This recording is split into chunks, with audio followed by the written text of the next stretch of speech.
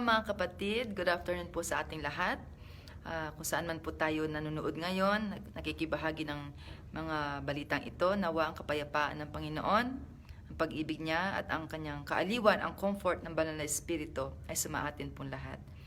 Again, random live po tayo, and please pakishare na po ito mga kapatid. I still have about 20 minutes para po makapagbahagi sa inyo ng mga balita. So random po tayo ngayon at ang mga balita po ay natatanggap ko sa ating mga ibang mga GC na mga anti-vax. And then also from my sister in Canada. So unahin po natin ito natanggap ko sa China. Na mayroong mga lugar sa China na pinipilit ang mga tao, kinukuha nila sa kanilang mga tahanan na sapilitan at dinadala sila sa mga box quarantine lang na ganyan. Mapabata, mapabuntis, nilalagay nila for about 2 weeks para daw masunod nila yung zero COVID na siguro protocol nila sa lugar nilang yun. No? Ganyan po mga kapatid. And then, may dasyon na lang sila ng mga pagkain. This is in China mga kapatid. Para sila nakakulong. Kaya isipin natin parang nangyayari talaga yung nasa Nazi, yung Hitler time, yung Holocaust. High-tech nga lang. And before nakakita rin po ako ng isang nanay na sinumbong niya ang nangyayari sa Israel na kinukuha ang mga bata dahil nga nasa military training ang anak nila. Dinusob daw sila habang sila natutulog at pinipilit na dalhin. At buti yung bata hindi sa sumama. Ganyan po ang gagawin nila, mga kapatid. Kung ito nangyayari sa mga bansang ganyan, hindi po malayo mangyari yan sa ating mga bansa. Please mga kapatid, share this video. Ulit-ulitin na lang po natin. And then, ito po another video na interview sa CEO ng Pfizer na ayaw niya magpabakulam. Baka daw maputol ang linya. Bata pa daw siya, 59 pa lang. At malusog pa. So, mapapaisip po tayo, no? Sila nga na gumagawa ng gamot na ito, dapat sila mismo ang mag-test muna sa sarili nila kung effective, di ba? Bakit nila pinipilit sa mga tao? So please listen, mga kapatid. And a question for you. I heard you have not yet had your shot. When do you plan to get it? The sooner I can, I will. The only sensitivity here, Meg, is that I don't want to have an example that I'm cutting the line. That I am 59 years old, in good health. I'm not working in the front line, so my type is not recommended to get vaccination. Ayan, naintindihan niyo po. Hindi naman daw siya natatrabaho sa front line. Healthy naman daw siya, 59.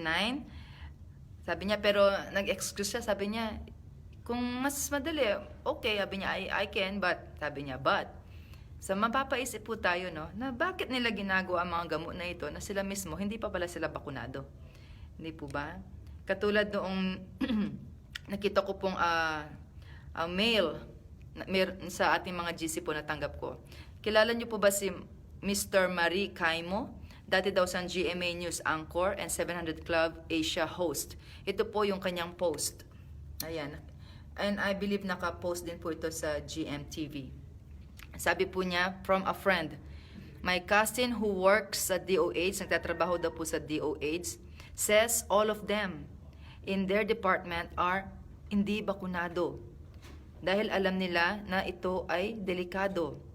And that Duterte, Duque, and Domingos group are not vax as well.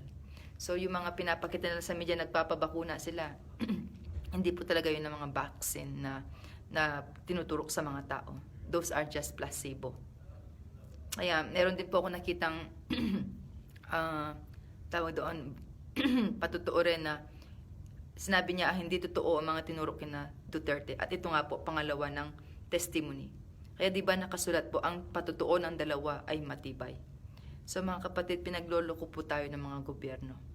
Kaya paano pa natin sila susundin? Yes mga kapatid, biblical po na sumunod tayo sa gobyerno kung tama ang kanilang pinapagawa, ang kanilang pinag-uutos at para sa kapakanan ng sambayanan. Pero hindi na po eh. Kaya dalangin po talaga natin na mabuksan ang mata ng kaisipan ng mga tao na huwag tayong sumunod dito sa baluktot nilang mga pag-uutos. Dahil hindi na po ito ang, kumbaga, mga matutuwid na batas. Binabaluktot na nila ang batas dahil nga for the Great Reset, the New World Order, na pamumunuan po talaga ng Antikristo. Kaya mga kapatid, save our lives in this very wicked generation. Please, mga kapatid. And then another update po I received from Canada. Sabi po ng kapatid ko, good news daw po sa Canada. Dapat sa January 15, so tomorrow na yon, imamandate ang bakulam sa mga truck drivers na nagko-cross, kumbaga dumadaan sila ng US border, Canada.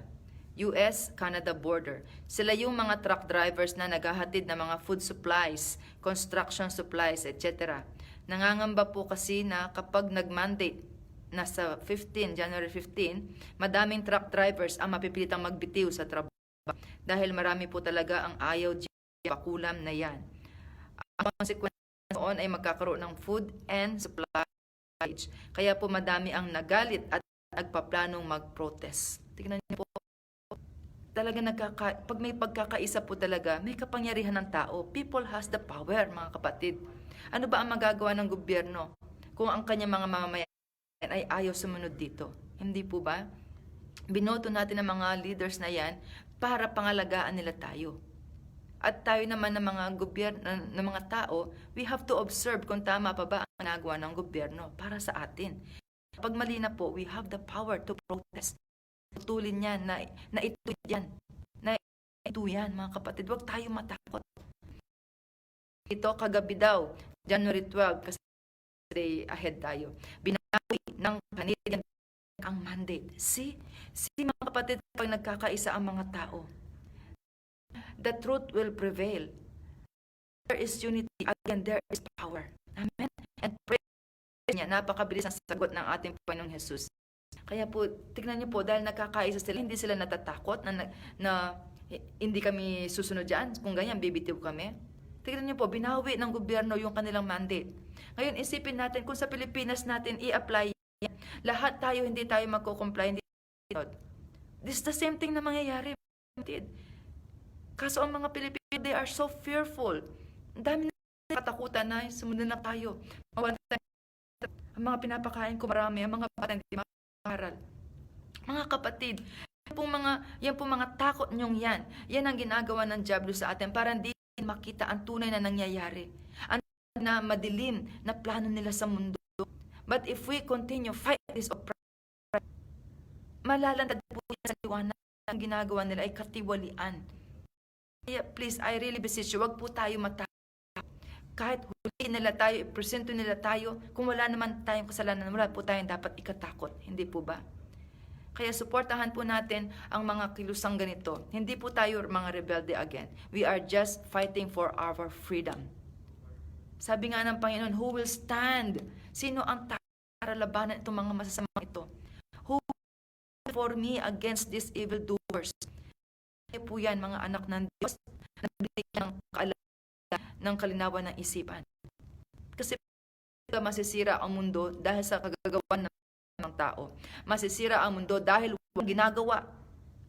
Ito po, dahil ginagawa ang mga taong nakakaalam sa ginagawa ng masamang taong ito. Nakikita niyo po ba yung logic?